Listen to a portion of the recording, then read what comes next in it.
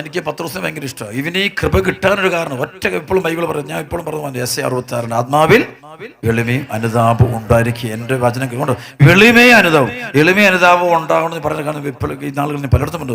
ഇത് ഈ വചനം മനസ്സ് ഗ്രഹിക്കണമെങ്കിൽ, സ്വന്തമാക്കണമെങ്കിൽ എളിമ വേണം. അല്ലെങ്കിൽ ഒരിക്കലും നമുക്കിത് പറ്റത്തില്ല. എളിമയുണ്ടെങ്കിൽ നമുക്കിത് മനസ്സിലാക്കാൻ പറ്റൂ. അല്ലാതെ ഒരിക്കലും ഈശോ സ്വന്തമാക്കാൻ പറ്റില്ല. എളിമയുള്ളവർക്ക് മാത്രമേ ഈശോയെ സ്വന്തമാക്കാൻ പറ്റൂ. അല്ലാത്തത് ഈ മെയിൻ സ്വന്തമാക്കും, ബോട്ട് സ്വന്തമാക്കും, വിദേശം സ്വന്തമാക്കും, പാസ്പോർട്ട് സ്വന്തമാക്കും, ആരോഗ്യം സ്വന്തമാക്കും, മാർക്ക് സ്വന്തമാക്കും, നല്ല വീട് സ്വന്തമാക്കും. ഈശോയും കൊണ്ട് ഇതൊക്കെ സ്വന്തമാക്കും. പക്ഷെ ഈശോയെ സ്വന്തമാക്കില്ല. പത്രോസ് കൃപ കൊണ്ട് എളിമയുണ്ട്. പത്രോസ് ഭയങ്കര എളിമയാണ്.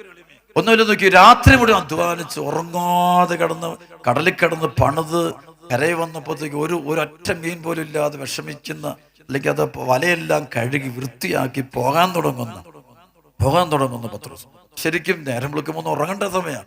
അപ്പൊ ആ സമയത്താണ് ഈശോ വന്നിട്ട് അവന്റെ വള്ളത്തോട് കയറുമ്പോൾ അവനുടനെ ഈശോയ്ക്ക് വിട്ടുകൊടുക്കും, ഇരുന്ന് കൊടുക്കാൻ. കുറെ നേരം അവൻ എതിര് പറയുന്നില്ല, എനിക്ക് നേരമില്ല, അല്ലെ വേറെ അതേ ഈശോ ഞാൻ ഉറങ്ങിയിട്ടില്ല, എനിക്കിത് ഇത്ര വലയെല്ലാം കഴിയാൻ മടുത്തു, ടയേർഡാണ്, ഐ എം ടയേർഡ് ഈശോയെ. പക്ഷെ അവൻ ആ ഈശോയെ കണ്ട് ഈശോയെ സ്വന്തമാക്കാൻ ആ സഹനൊന്നും മൈൻഡ് ചെയ്യുന്നില്ല. രാത്രി മുഴുവനൊന്നും ഇത് കഷ്ടപ്പെട്ടൊന്നും മൈൻഡ് ചെയ്യുന്നില്ല. അവനെ എളിമയോടെ ഈശോയെ സ്വീകരിക്കാൻ തയ്യാറാകുക. ആ എളിമയോടെ സഹനത്തിന്റെ നടുവിലും ഈശോയെ കിട്ടാൻ വേണ്ടി ആഗ്രഹിക്കുന്ന വ്യക്തി കൃപ. അവന്റെ വള്ളം വിട്ടുകൊടുത്തു. ഈശോ പറഞ്ഞതുപോലെ അവൻ ചെയ്തു. കരയിന്നകറ്റി ഈശോ വചനം പ്രസംഗിച്ച ശേഷം പറഞ്ഞു, ഈ ആഴത്തിലേക്ക് ഇറക്കി വലയിറക്കാൻ പറഞ്ഞപ്പോ അപ്പൊ ഈശോ പറയുന്നുണ്ട്, ഈശോ രാത്രി മുഴുവൻ ഞങ്ങൾക്ക് ഒന്നും കിട്ടിയില്ല, എന്നാൽ നീ പറഞ്ഞനുസരിച്ച് ഇറക്കാം. അതുകൊണ്ട് അവൻ ഈശോയോട് അങ്ങ് അടുക്കുന്ന ഒരു ബന്ധം കണ്ടില്ല.